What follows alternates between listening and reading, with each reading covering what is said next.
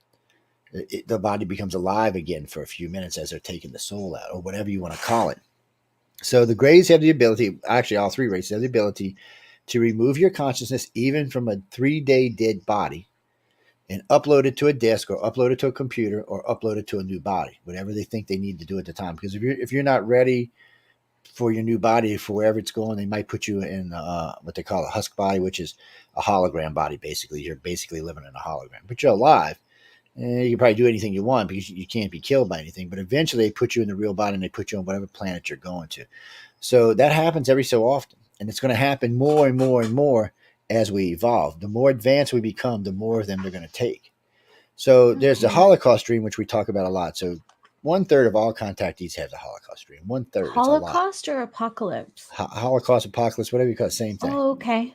Okay. So when you hear people describe this, we'll use the Texas one because a lot of people are familiar with Texas. So there's a group of 14 different contactees had the exact same dream. Now remember, right now we've had over 112,000 people write into the organization with their different experiences. And a lot of them, when they talk about the Holocaust dream, this is how they talk about it. So they're driving along, la, la, la, la, la. They pull into Houston. They notice that the street lights are working. There's cars parked on the side. There's lights flashing. Everything seems to be working. They get out the car. Three of the ladies told me when they got out the car, they walked up to this window, and this thing came down and started talking to them and started asking them, you want to buy this? We noticed you surf this product. So it's virtual is what it is now. In the United States, we banned that. So we know this has to be off in the distant future because we're not going to allow them to sell virtual advertisement. And the reason why is let's say that somebody was looking at porn and they pull up. That's the last thing your computer's seen. So when this thing looks at you, it's going to say, what about this site, or give you something along the lines of the last thing you looked at. Well, that could be quite embarrassing if you especially standing there with your spouse or something.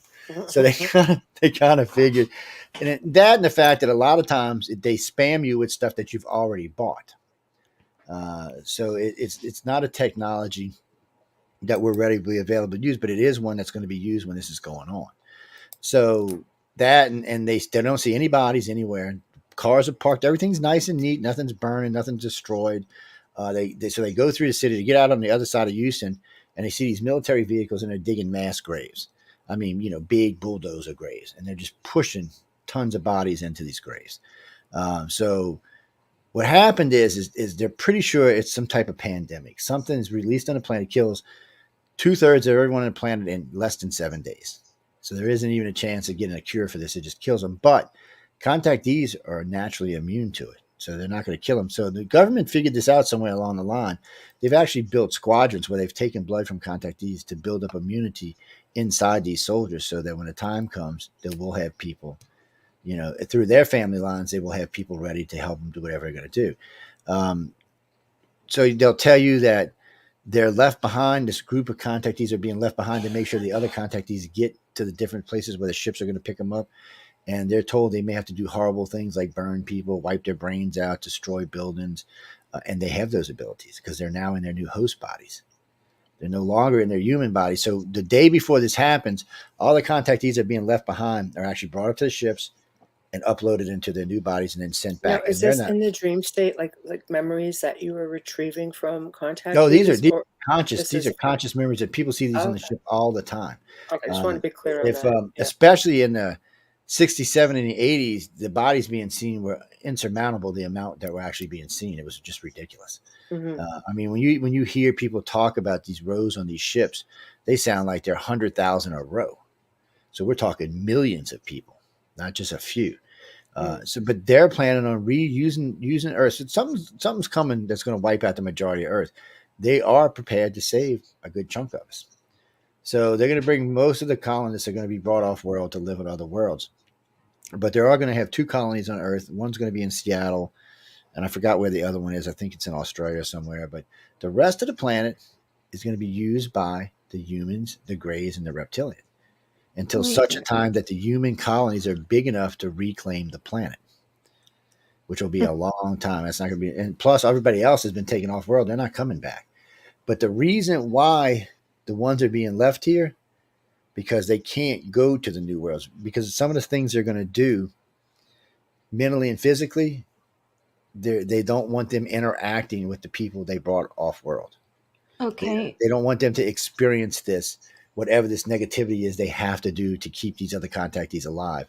and it sounds like it's pretty damn negative.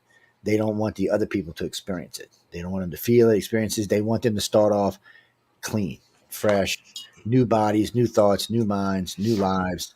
Um, no negativity, just positivity. Our That's not boss Earth. is a real, stickler for having to do station ID and sponsor ID. Oh, yes, we do. We're going to do that right now. Yes, we are, because we would never forget. Yes, we are. Just let me find my little flag. Yeah, Dolly, it's hard to put a time zone on this, but I agree with you. I figure it's in recent times because of the way they described Houston. It doesn't sound like it's that far. And it's not just Houston. There's a bunch of other cities they talk about, but it doesn't sound like it's that far off in our future. And they do like to say it's around 9 or 10 billion people. Well, we're at 8 billion right now. So it's not as far. It'll probably be outside of our lifetimes, but barely. Okay.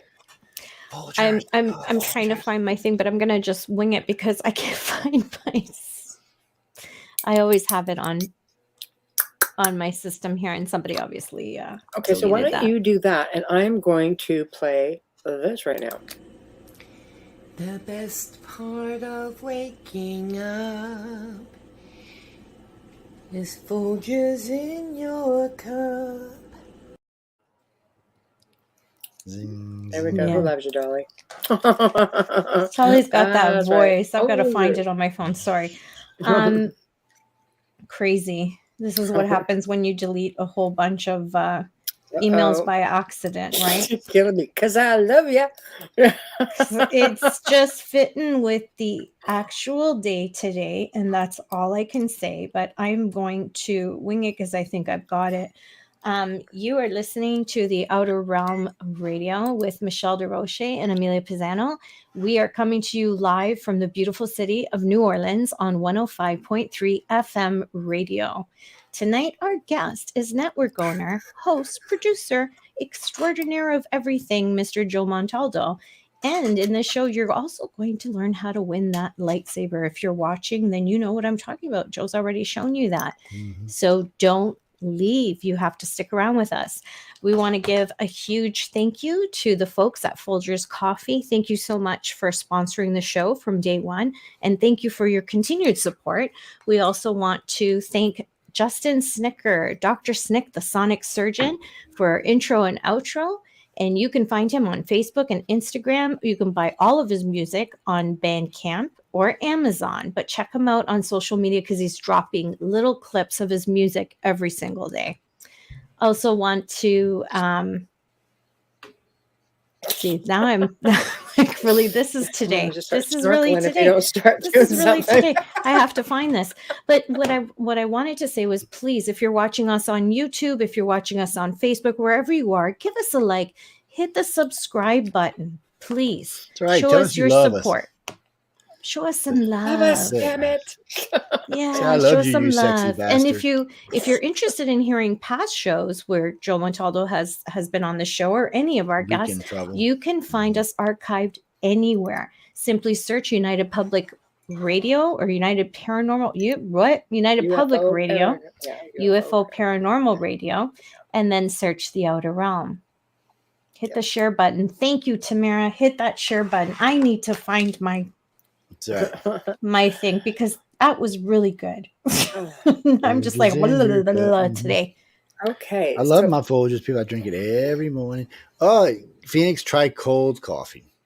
That's actually what got me drinking hot coffee. Was cold coffee and tea is what got me drinking hot coffee. My mom was a big tea freak, and she was always like, "Let's drink some tea. Let's drink some tea." I'm like, "Okay, Mom, we'll drink some tea."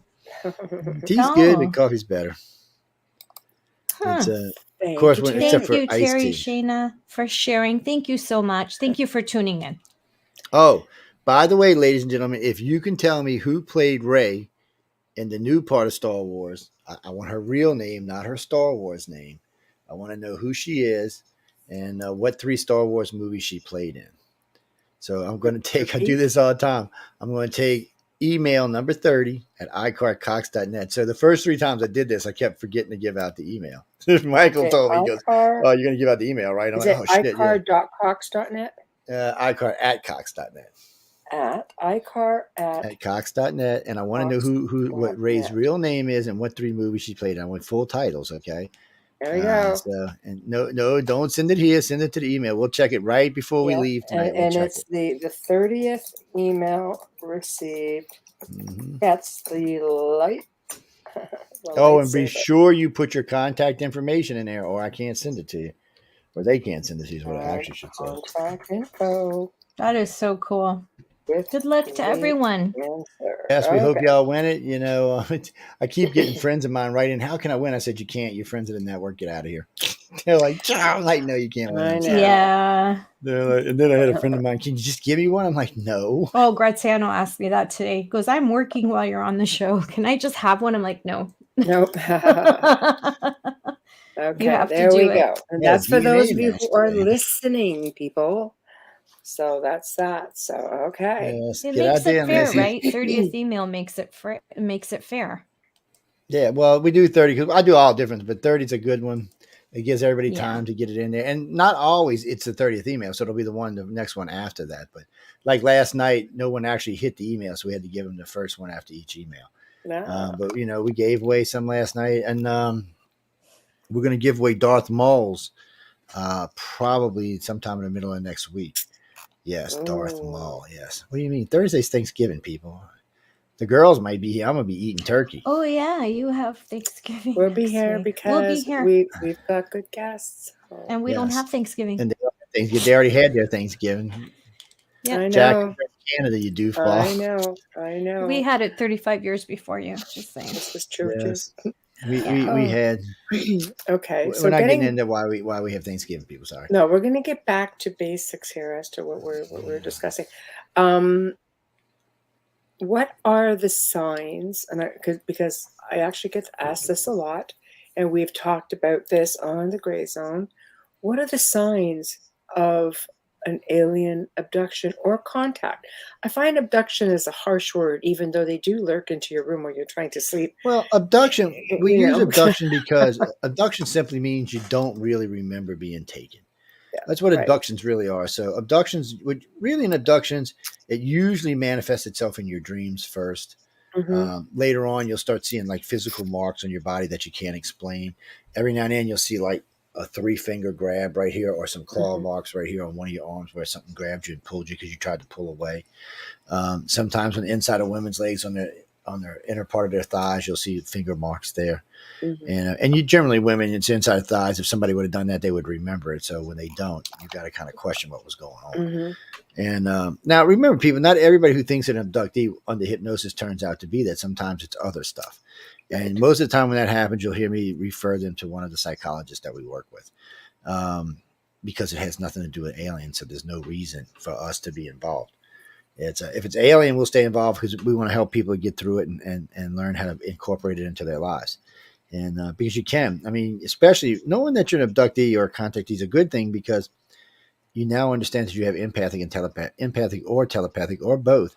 But we can help you learn how to use those abilities correctly and how to block out lots of noise or background noise and stuff like that. We can teach you how to do all of that stuff.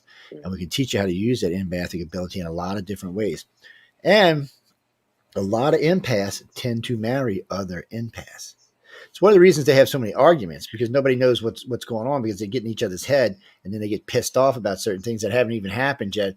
Or if somebody's thinking about something that they actually haven't said or done, but this person still gets pissed because they now sensed it. But there's good sides to this. Like when you're sitting and watching TV or just hugging out or snuggling up, those emotions meld together. So instead of having just your good feeling, you have his good feeling, he has yours. So you have double the feeling. It puts your body in a state, in your mind, in a state that you're just not going to experience unless you're with an empath. It's not just that. I mean, when you're making love to somebody and you're empathic, it's a whole different level. It's just a whole PG-17. Remember, people. So is that a sign of being abducted? Well, no, I mean, I think I want in. Yeah, well, you know, like really good. And empaths, you know, so it's one of the first things we test for people to see if they're empathic. But abductees usually manifest in your dreams, and then it's usually marks or missing. In the old days, we would have said missing time. Today, it's weird time or gain time, out of sort time. It's not so much missing time anymore. The aliens have gotten wise to the missing time thing. and have just basically changed the way they do things. Mm. So there are still some missing time cases, but overall, the majority of missing time cases are they just don't exist anymore. We have, like I said, gain time, or weird time, or scrambled time, or things like that, where people have been taken back and taken out 10 minutes later, put back, but have 3 weeks of hair growth on their legs and stuff like that. So, we understand that now. It's like with Jim Sparks. Jim Sparks is a very famous contactee, and from time to time, Jim would get taken for weeks at a time. But nobody at Really? home knew that. Oh, yeah. It's not uncommon for contactees to be taken weeks and But months how at a does time nobody at home? But how does no because one they at bring home you know? back 10 minutes before they took you. Hmm. So the Greys have the ability, especially the Greys, they have the ability to pull you out of time and set you in a pocket outside of time. So time's not even moving. You're doing whatever. They're doing whatever for however long they need it. Oh. Time's not moving at all. And then they just pop you back in. So how do people know that they've been taken that long? Do they? They do. Some people sense it. Some people want to get regressed and it comes out in regression. And Okay. sometimes it's a big shock for people when they realize that. So this is one of my favorite stories. And I'll tell this for the umpteenth million time. We were down in Pensacola, Florida, investigating a case. The people they call us a really good abduction case. And we were down there and we went out. We all, we'd been together for a couple of days. We went out that night, had a nice, expensive dinner, and they had a girl walking around taking pictures, with the camera. So we had them take our pictures sitting and standing. So both women are wearing dresses, right above their knee a little ways. And the guys are sitting there. And so he's clean shaven, by the way. Her legs are shaved. His face is shaved. So 6 o'clock in the morning, I get a phone call. I'm still in Pensacola. I'm in my hotel room. And I'm like, first thing I'm thinking, I'm like, who the blank is calling me at 6 in the morning? So I reach over, half asleep. I grab the phone and fumbling around. I said, hello. And they're just panicking. I'm like, what the hell's going on? So I get dressed, get Linda dressed. We go over there. And when I get there, he's got a beard. I mean, a beard, like down to here. So I'm pulling on it, seeing if it's fake. I am. I'm yanking all over the damn thing. He's screaming and shit because I'm yanking on it. She's got at least 3 weeks of hair growth on her legs. So we sent him to the local doctor, and he couldn't figure it out. He said, I don't understand what happened. She said, well, I went to bed last night, clean shaved, and woke up this morning with, looking like a gorilla. Nobody, they can come up with any plausible explanation. So under hypnosis, they had been taken for 3 weeks. That's how long they were gone. So I had only 6 hours earlier, and they had been gone for 3 weeks by the next time I seen them. That is disturbing. It's kind of creepy. Right. And we've got many, many, many, many cases like that. That's the scary part. But because for training reasons, Wait, can I read that Yeah, go ahead. before you answer? Are you answering the question? No, go ahead. I just seen it. Yeah. Okay.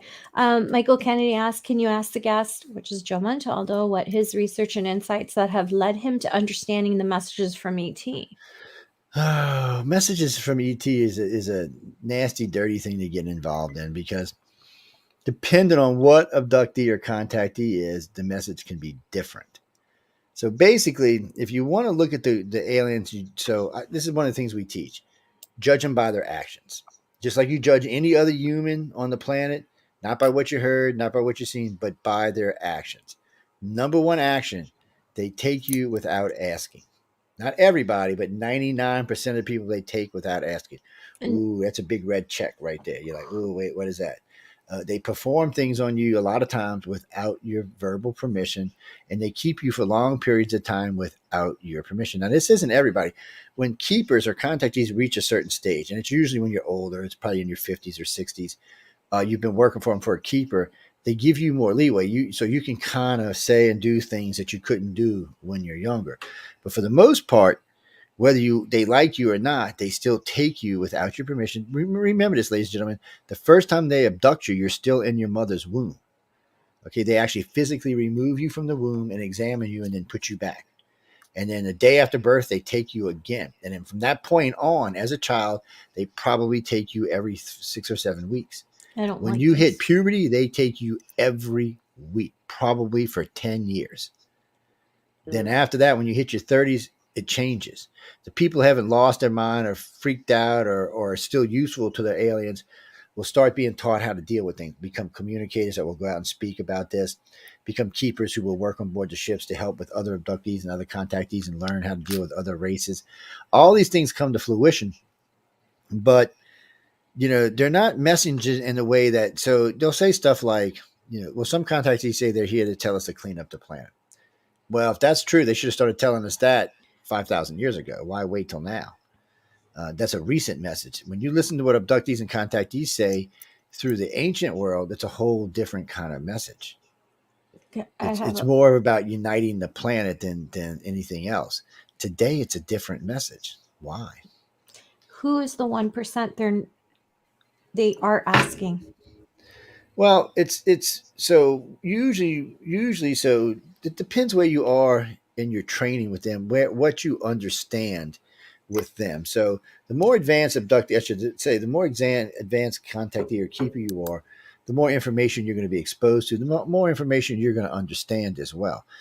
No one's going to ever get the full picture because they're not here to give us the full picture.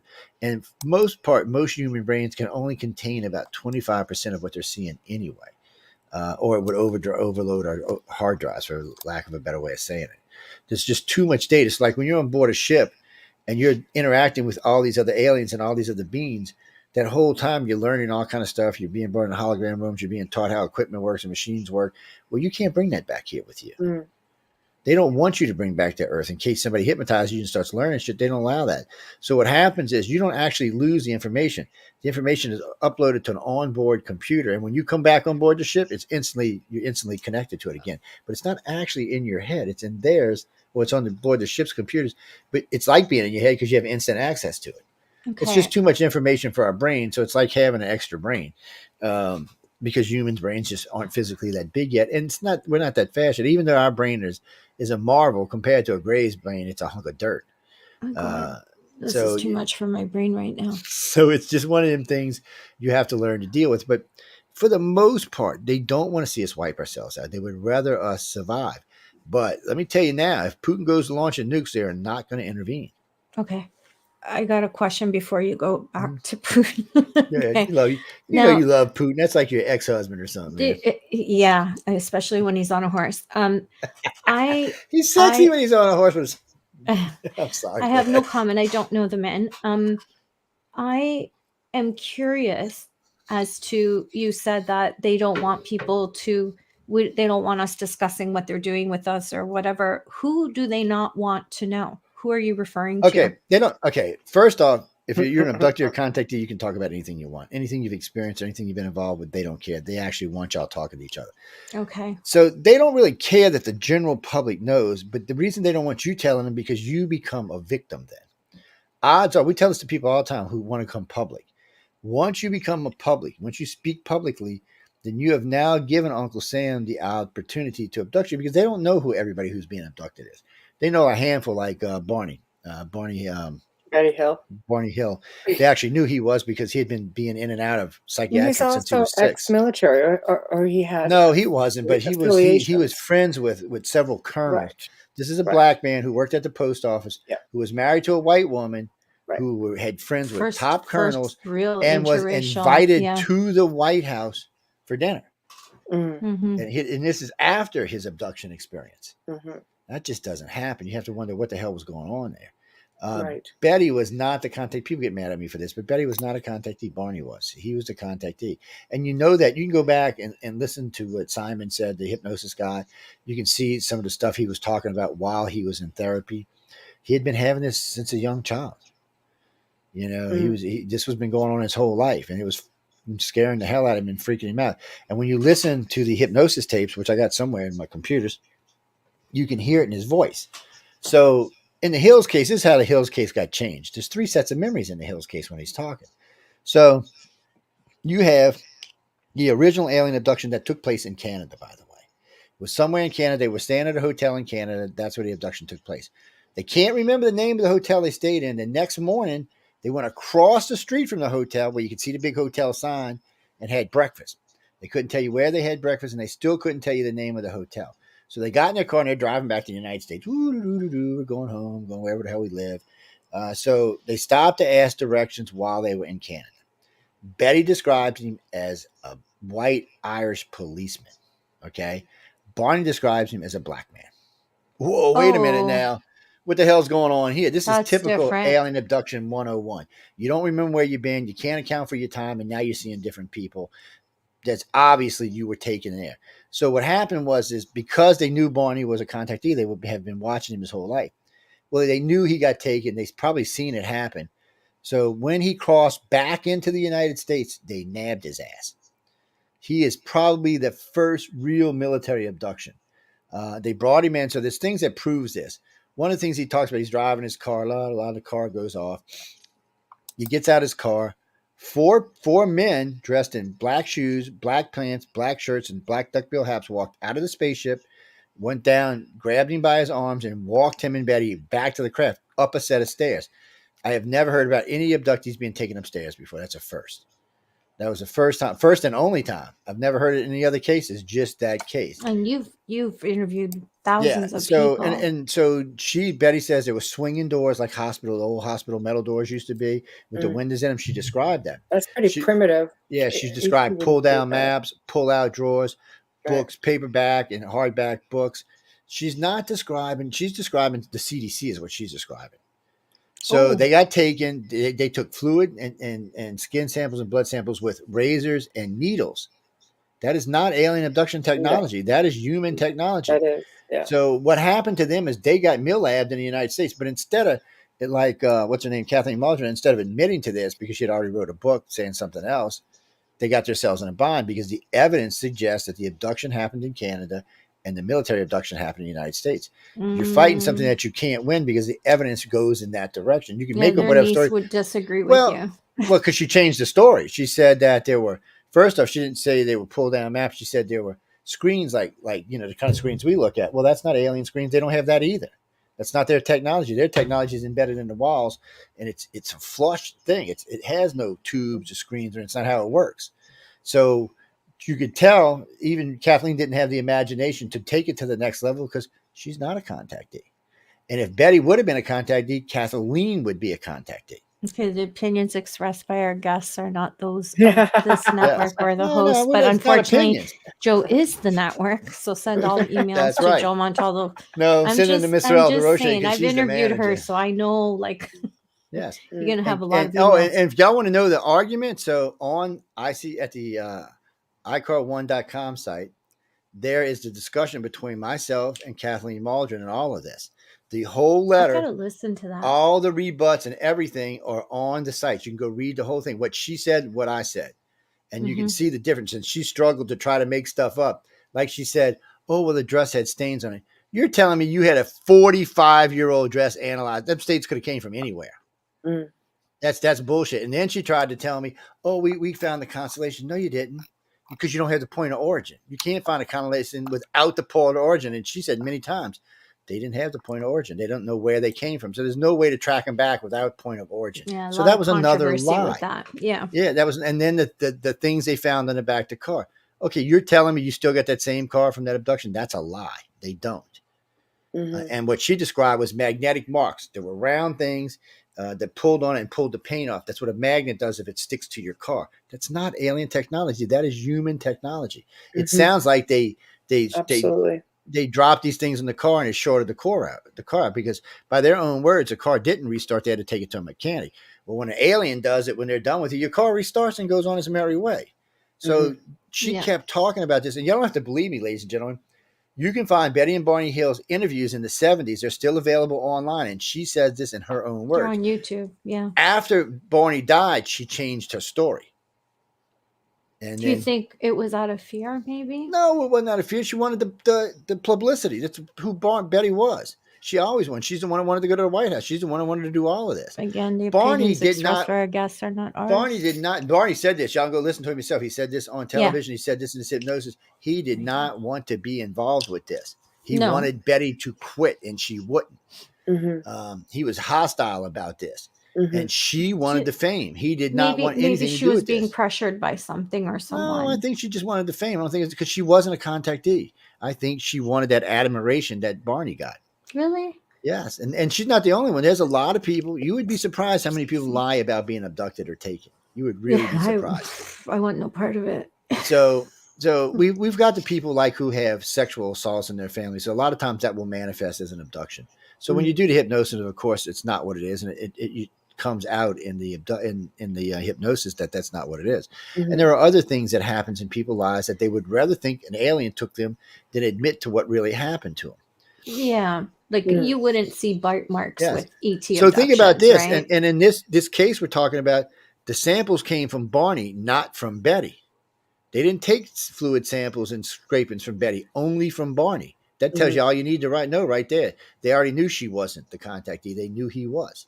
And that's how you know it was the government and not the aliens. So do you think all these stories that you hear about all of these physical examinations and really horrific things, do you think this is my lab, or do you think this is actually extraterrestrials that would do this? Okay.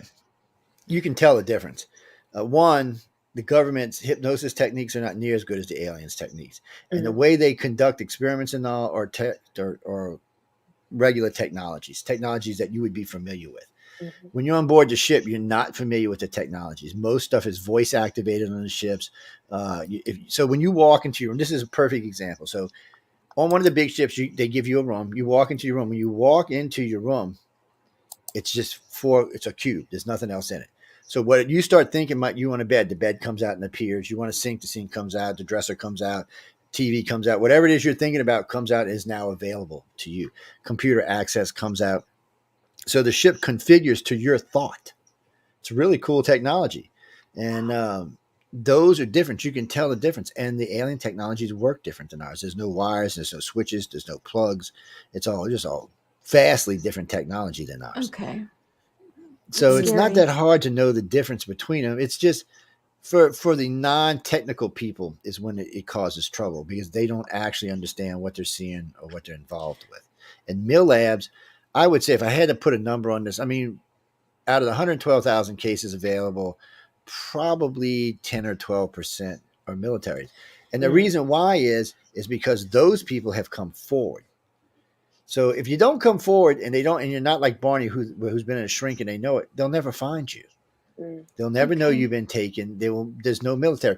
And it's worse than that. If you're an abductee or contactee that does come forward, but you don't have any experiences, like you haven't been on board the ship, or you haven't worked the engines, or you haven't drove, you haven't navigated, they're not interested in you. They're not going to take you. You don't have anything in their head worth taking. But people who have experienced this, that's who they're after. Anybody who understands the alien agendas, operations of ships, interaction with other extraterrestrials, they want to talk to those people. That's who they want to talk to. The Mhm. everyday person who's just been taken and doesn't really remember anything because they couldn't handle it, they're not interested in them. Yeah, that's what I'm saying. They're not interested. But the other people they're interested in. They was probing Michelle the other night. I was laughing my I'm ass putting off. my hand up like I'm in class. I think I just looked through the bird, thinking out loud. Yeah. Yeah, Is whatever. there It was not intentional. It just like happened. It Like, happens. ooh, It's Do- life, damn man. it. Shit happens. do I'm live. Yeah. abductees have a cutoff time, a cutoff date, a retirement age? Some do. Okay. So Is let's this by say ET, or is this something, an agreement that you make with no, them? this is ET. So when you become non-useful for them, Non-useful. I was trying to find a kinder so way to put it, usually but this more is going to be gentle. somewhere in your early 30s. So what happens is, one, you're still showing fear. You're still scared of them. You're not trying to work with them. You're not trying to understand anything. So what they do is they just stop abducting you, but they will keep taking your children. Mm. So this is what pisses off a lot of contactees and abductees. They're still taking your kids even when they're not taking you.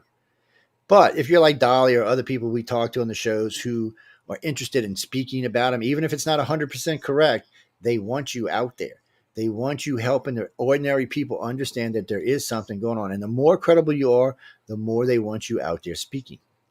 Really? Because That I or didn't or help realize. with the, or helping with the so they got the communicators, the speakers, and the keepers. The keepers sometimes speak but for the most part, keepers work with the people on board the ships just to help them out. When somebody's panicking, they'll come hold their hand. They'll go play with the kids. They'll talk to someone who's whatever's going on with them. That's what they're there for. The aliens realized that they were doing psychological harm to us, which is not what they were intended to do. That's why they have Okay. keepers now.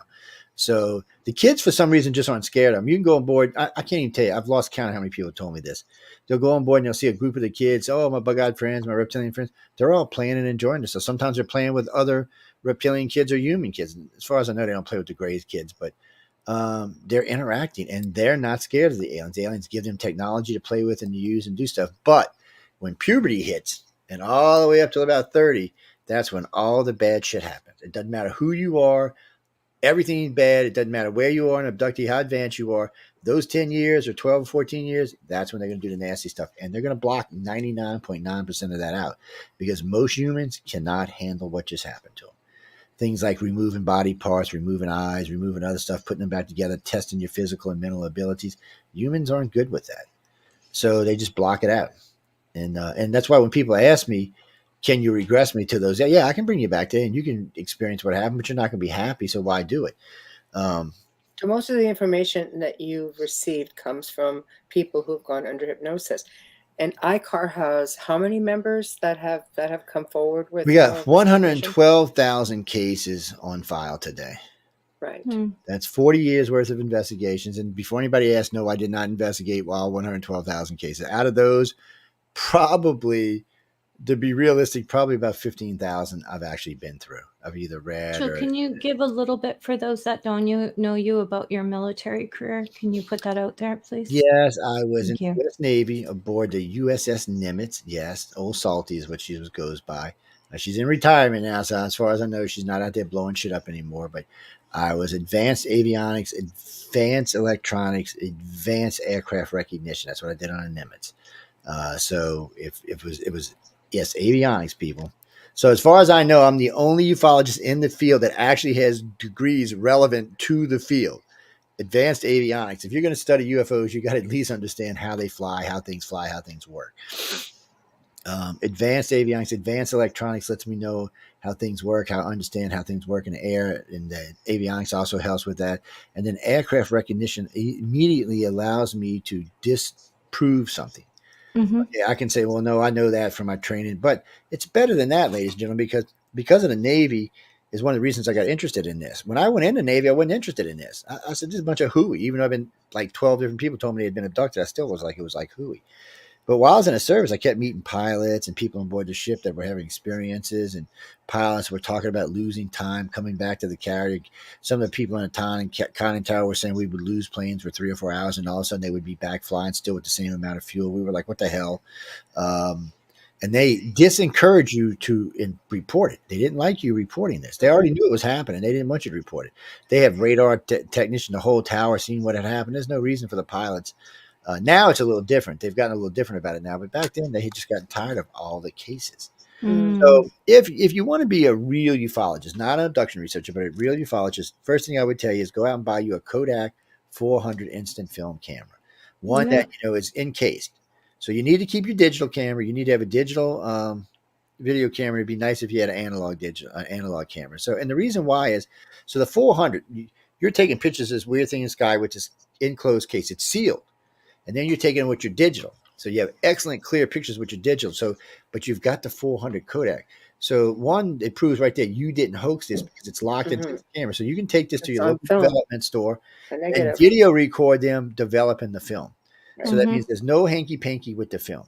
So, so if you're hoaxing this, that means you hoax this in the air, not on the not through the camera. You can't fudge a negative until it hits the computer. That's right. So once you've got the grayscale, the negatives, you can tell if anything's been changed. So, but the reason you can't do this with digital has much better pictures.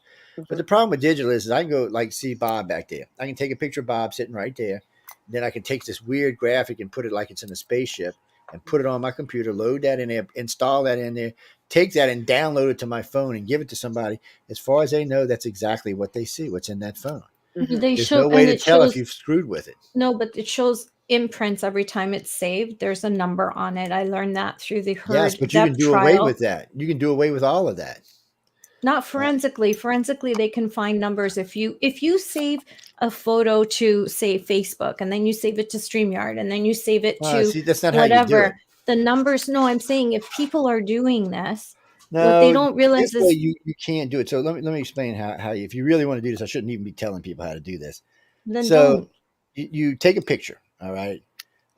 It's better if you do it with a camera than with a phone, because your phone actually does have a record value on it, but your camera does not. No. And if you've got a camera, is it out here? my business out here. Yeah, there it is right there. Hold on, let me move these fear books out. Even in the paranormal, this applies also to paranormal So if you're doing if investigations, you're using haunted, this anything. particular model Canon right here, and I upload this to the internet, there's no correlating numbers with the film whatsoever. Well, not with the film, but with the digital at all. So I can put it on there Thank and you, I can Chris. upload. I can take Yeah. another picture that I've taken with this, upload it into there, put them together, and then Thank you. download it to my phone. All you get is a picture that looks like it was taken by your phone. Mhm. Yeah. And if you really want to, if it's an Apple especially, you can go in and change the coding of the coding of the image underneath, and actually change the date so it looked like it was taken on a Yeah, particular but let day. me tell you something. Apple does record that. Just saying. They record Apple it by law. thinks They they have do. to. By law, they have to record it. At least here. Mhm. The best way to go, whether it's UFO, UAP, paranormal, ghosts, Hey, Mars. anything, always go to film. And I Well- love the whole, what Michelle always says, use a Polaroid camera because nothing can interfere with that. No, same with So, recording and they're devices. Do it on tape, big. get a negative. Just They're still hu- can't be fudged. Yeah. We're at the top of the hour. We're Yeah, we past got the a couple top. minutes though because we started late. But So we're with the it's network owner. that's right. We started All late right, anyway. whatever. So, all right. Yeah, but like We they're gonna let you go, they're big Sicky. right Just hold now. on. The Polaroid's big right now, and they came back with their retro 70s style. So Yeah, Polaroid, if and you're and listening, instant film's not send bad, but us some it's still love. not Kodak 400 or 800. Send though. us some love, Kodak. So if you can get your hands hold, it's harder to get hold of these instant cameras than it used to. But if you can get hold of the 400 or the 800, that's high speed. Those are Film. hard to get a hold of. There's Yeah, more. you can get them online, people. You have to order them. You can't. You I used think to you be have able to to go to order a it store from. and buy them. You Yeah, probably could order it straight from them, right? yeah. Because Every the now and ones then I that see are them in a drugstore, but not often. no, because the ones that are on sale are the ones for like wedding tables and functions and stuff like that, right? Yeah, You so can. yeah. I wouldn't be surprised if you could find a Well, you can 400 get if them, you're but I traveling mean, through an airport. but with these, it's high speed film, and you can even get a Yeah, night shot set up for 800's it. the best. Yeah, 800 is the best if you can get it. It's much faster, but with Yeah. these in digital makes it almost impossible to hoax I anything. used to shoot an 800 film all the Yeah. time. That was the best for night. So I always keep Yeah. one or two of those in my glove box because I never know what I'm going to see. Because I do take stuff with my phone and my camera, but I would anytime I get something good, first thing I reach for is the camera because I want to get a picture on that camera. And sometimes Yeah. I'll let that reel sit there. It might sit in there for a year or two before it actually gets developed. But when you do it that way, so you're taking Just out keep it in the one fridge. step of hoaxing. So Yeah. when someone says, "Well, you took it on your phone, maybe it's fake." Well, no, I took it on this high speed film. It's not fake, and you can look at the negatives for yourself. So that rules it. So what that tells you is that kind of hoaxing is not going to happen. Now, if you want to go set up a dummy thing out in the air and take pictures, but if you're using real good Kodak film, this is a difference. Digital will help you see this, but if you got grayscale pixelation, you can actually see it better. And so you can see if somebody's been screwing around, setting up things they shouldn't. And of course, when you're using your video in both high and analog and digital, it also helps you. So these are things when you present this, okay, it was taken in both. So automatically people are not going to think the picture was fake. So you've got that. And now the other part is upload airport monitor to your phone or to your computer. Upload JTrack as well. So what these two do is, so airport monitor tracks planes in the United States and in Canada and in Mexico in real time. Mhm. So you can go back up to 1 year and see what they tell you the flight number, where the flight's coming from, where the flight's going, even if it's military. They might tell you that it's classified, but they will still tell you where this flight took off from and where it's headed. So if I take a picture of something in the sky, say in Gulfport, and I look on JTrack, there's no satellites there. I'm like, well, it's not a satellite. And I go to airport monitor. The airport monitor's not there. Oh, well, wait a minute now. I got something because, here you go. There's no ships. There's no planes. There's no anomalies if the weather's good. And learn things like what the cloud deck is on the day you took the picture. So a couple of mine have been on sci-fi, and it's one of the reasons they've been on sci-fi. So one particular shot I took of this weird thing out in the Gulf of Mexico. Well, I knew the cloud deck that day was 5,000 feet. This thing was sitting in the middle. So it means it was at 2,500 feet. It was also at the horizon, which is 9.5 miles on this particular day, which means this thing was huge. For me to be able to see it with the naked eye at 9.5 miles, it was at least the size of an aircraft carrier, if not bigger. And it had been floating over that thing for at least 20 minutes. So you're thinking, Jesus, what the hell is that? We don't have anything that big that can stay up in the sky. We just don't. No. Even the originals aren't that big. Mhm. So I'm like, so now you can rule out the airport, and then if that's not enough for you, do like I do. Call your local airport, call your local military, and see, have y'all got anything on radar? Call them live time because they'll tell you, oh no, we don't. Well, we've got something we're filming right now at such and such, and they'll even check and see, and they'll tell you, well, no, we're not seeing anything.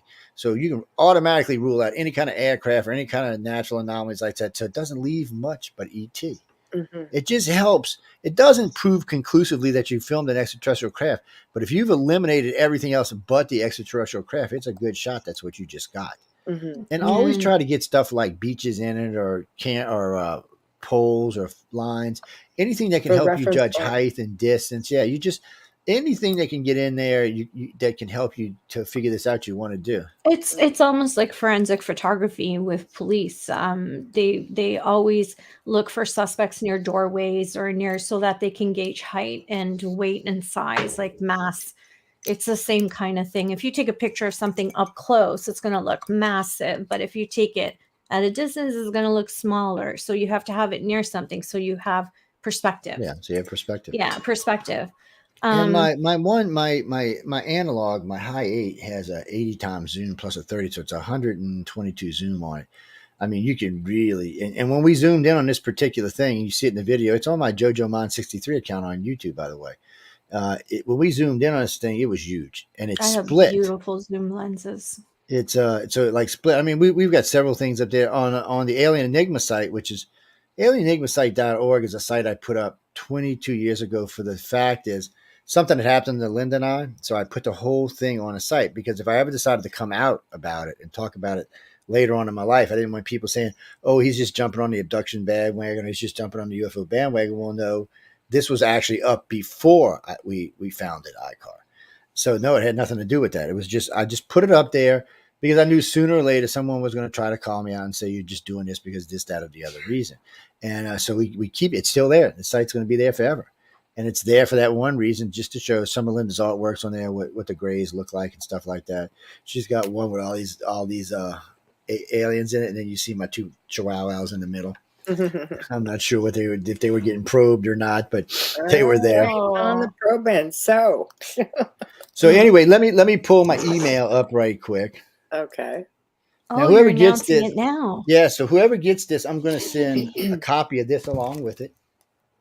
Ooh, pull it back Okay. so we can see it. Pull it back just a pull it bit. back. So I'm not Okay, looking that's at a the good camera. one. I've Uncovered actually fear. read Yeah. that one. That's a great one. So Yeah. let's see. Oh, damn, I got all man. We got Jesus people. How many people wrote into this? Lord have mercy. Let's Now see. Joe has let's to see. count to 30. Can you do that? You need some help. I can count way past that, baby. I got money in it. Anybody money learns. That's what my mom told me one time. She said, "Yeah, you didn't want to learn how to count, so we just started giving you money. You learn like."